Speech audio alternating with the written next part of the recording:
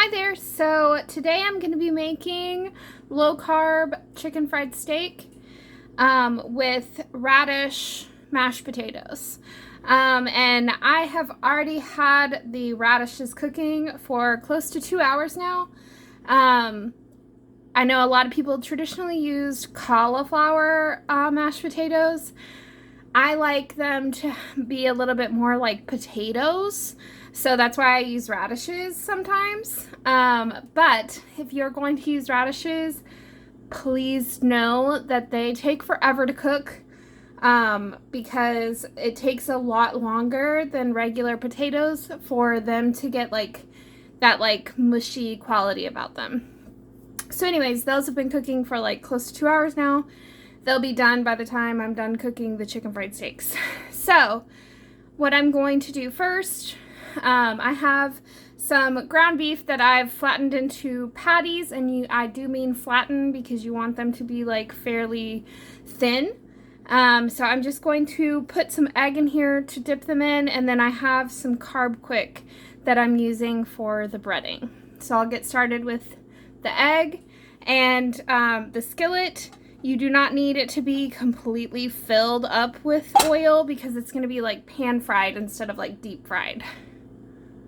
Alright, so you're going to want to turn the heat on to about like almost a medium and let the oil kind of get hot.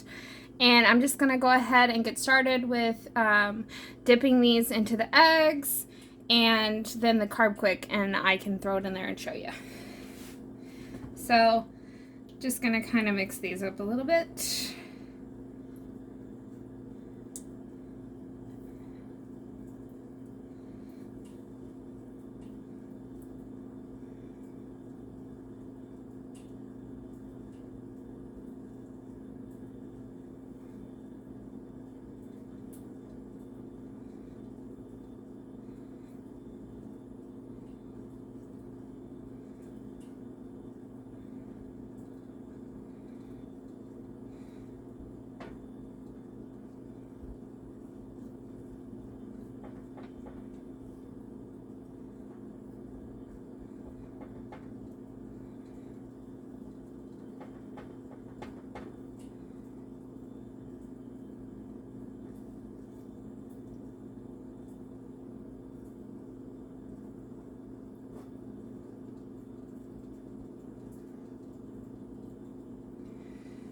Alright, then transfer it right on over.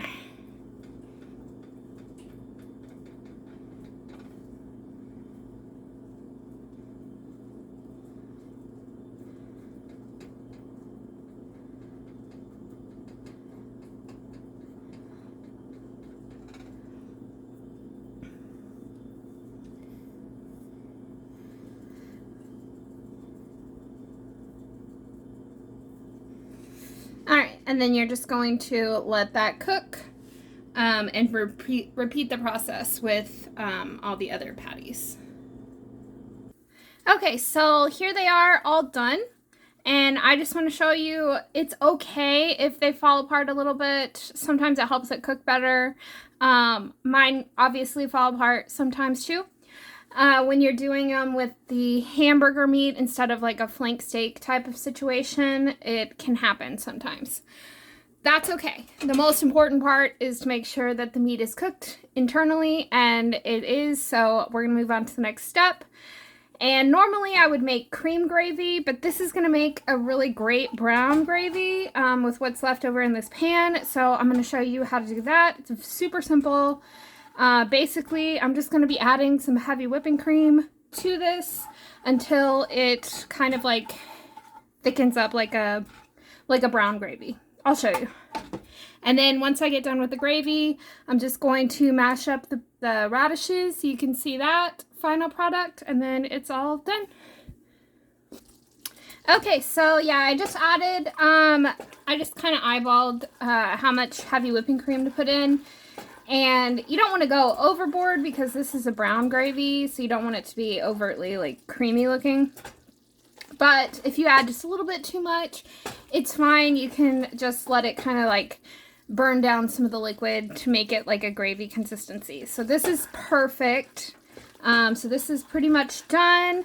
And then I'm just going to mash up the radishes and show you what all goes into that.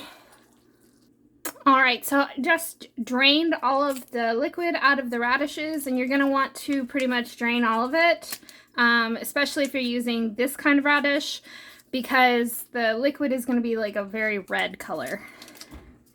Not that that matters, but if you want this to taste a little bit more like traditional potatoes, try to get as much of that out there.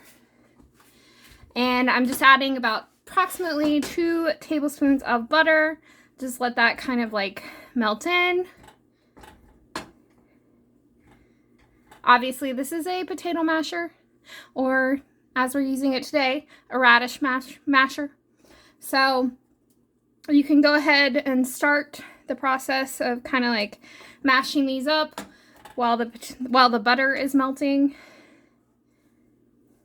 I've always been a big fan of like mashed potatoes that still have all of the skins on them and everything, so that's my preference. If you do not want that, you can definitely peel them before you do this. Okay, so it's starting to get the butter all melted.